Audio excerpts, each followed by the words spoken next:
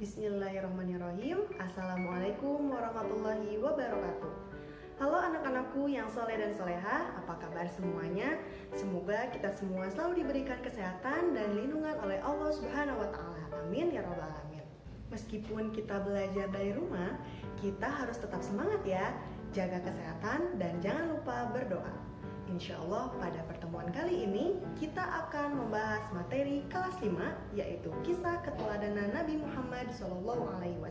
Sebelum kita memulai pembelajaran hari ini, marilah kita berdoa terlebih dahulu. Bismillahirrahmanirrahim. Rabbi zidni ilma warzuqni fahma birahmatika ya arhamar rahimin. Amin. Nah, siapakah Nabi Muhammad SAW itu? Di sini ibu akan menyampaikan silsilah Nabi Muhammad SAW. Terlebih dahulu, cekidot. Muhammad bin Abdullah bin Abdul Muthalib bin Hashim bin Abdul Manaf bin Qusay bin Kilab bin Murrah bin Ka'ab bin Lu'ay bin Ghalib bin Fihr bin Malik bin An-Nadar bin Kinana bin Khuzaimah bin Mudrikah bin Ilyas bin Mudor bin Nizar bin Ma'ad bin Adnan. Nabi Muhammad SAW adalah nabi terakhir dari 25 nabi dan rasul. Dan tidak ada nabi dan rasul sesudahnya. Nabi Muhammad SAW lahir di kota Mekah Al-Mukarramah pada hari Senin tanggal 12 Rabiul Awal bertepatan dengan tahun gajah atau 20 April 571 Masehi.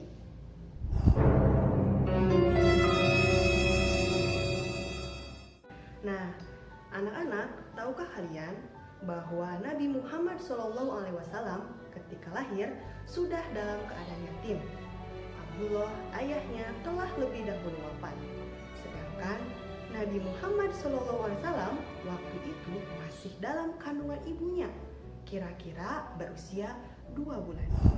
Abdullah bin Abdul Muthalib sebagai ayah tidak meninggalkan harta yang banyak yang akan diwarisi kepada putranya. Abdullah hanya meninggalkan beberapa ekor unta saja.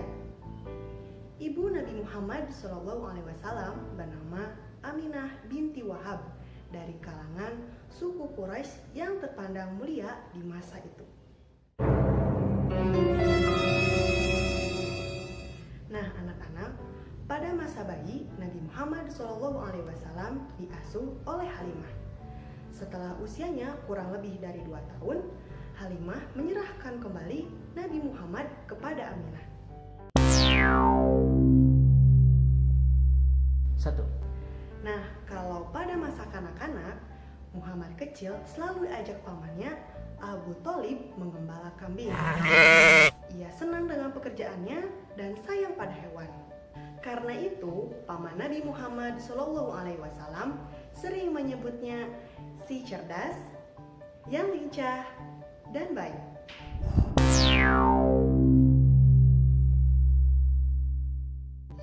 Nah, bagaimana pada usia mudanya? Pada usia muda, Nabi Muhammad SAW terkenal tabah, sabar, bertanggung jawab, bekerja keras, dan sangat jujur.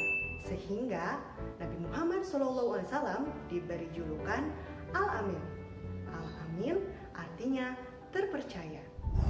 Pekerjaan yang digelutinya saat itu adalah berdagang ke negeri Syam. Ia membawa berbagai jenis dagangan milik saudagar kaya bernama Khadijah. Karena kejujuran Nabi Muhammad, Khadijah jatuh cinta kepada Nabi Muhammad. Khadijah akhirnya menjadi istri Nabi Muhammad SAW.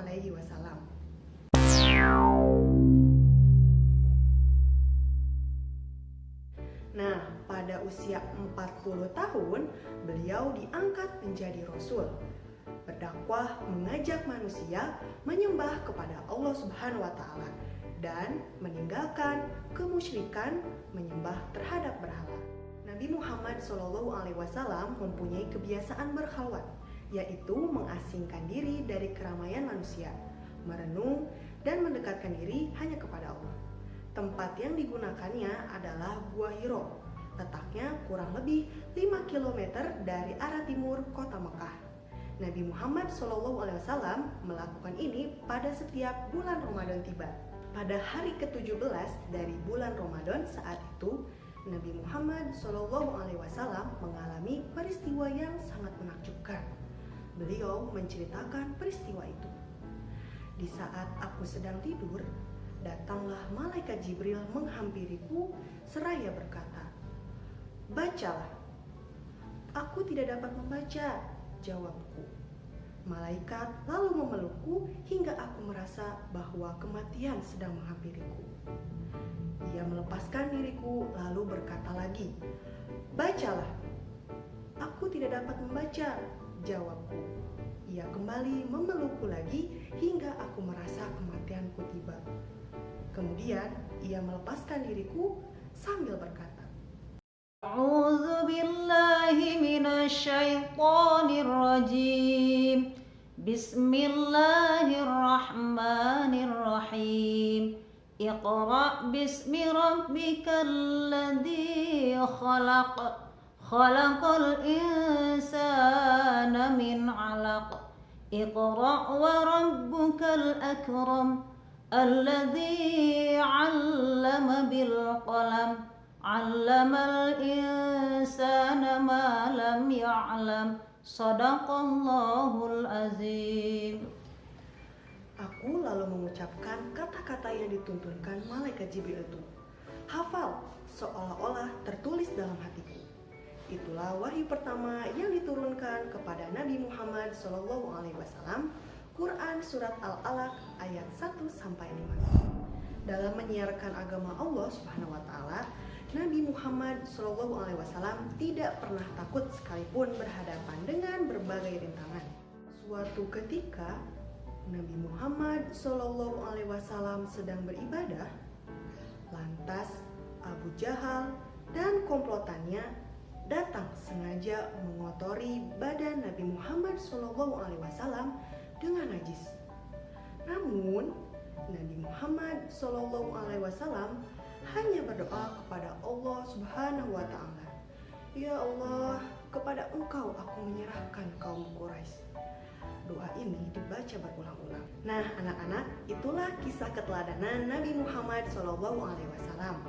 Dia adalah Nabi dan Rasul penutup. Tidak ada lagi Nabi dan Rasul setelahnya. Karena Nabi Muhammad SAW sebagai penutup para nabi, maka sering disebut dengan Khotamul Anbiya. Artinya, penutup atau penghabisan para nabi dan rasul. Nah, itulah kisah keteladanan Nabi Muhammad SAW yang harus kita teladani dalam kehidupan sehari-hari. Untuk tugas kalian adalah sebutkan 3 contoh sikap keteladanan Nabi Muhammad SAW yang bisa kalian praktekkan dalam kehidupan sehari-hari. Oke? Sekian pembelajaran hari ini. Kita tutup dengan membaca hamdalah bersama-sama. Alhamdulillahirabbil alamin. Terima kasih atas perhatiannya. Tetap semangat anak soleh dan soleha. Sampai jumpa di pembelajaran selanjutnya. Wassalamualaikum warahmatullahi wabarakatuh.